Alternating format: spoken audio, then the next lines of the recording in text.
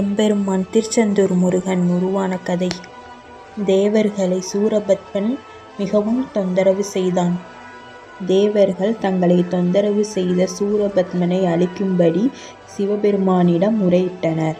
அவர்களது வேண்டுதலை நிறைவேற்றிய சிவபெருமான் தனது நெற்றிக்கண்ணிலிருந்து 6 பொறிகளை உருவாக்கி சரவண பொய்கையில் 6 தாமரைகளில் முருகப்பெருமான் தோன்றினார். அவர்களை கார்த்திகை பெண்கள் வளர்த்தனர்.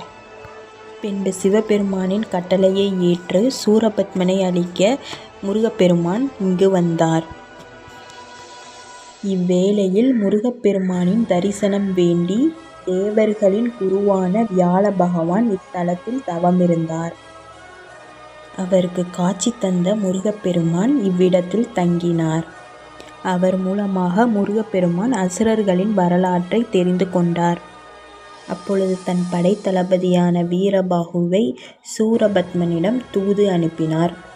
சூரபத்மன் அதை கேட்கவில்லை.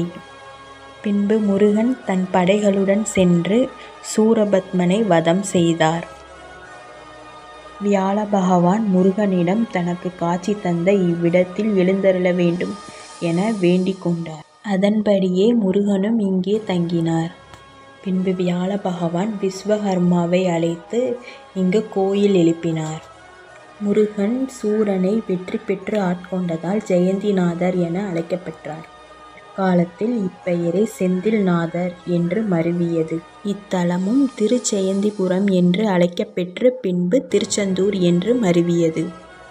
உங்களுக்கு முருகனை பிடிக்கும்னா ஓம் சரவணபவன் கமெண்ட் பண்ணுங்கள்.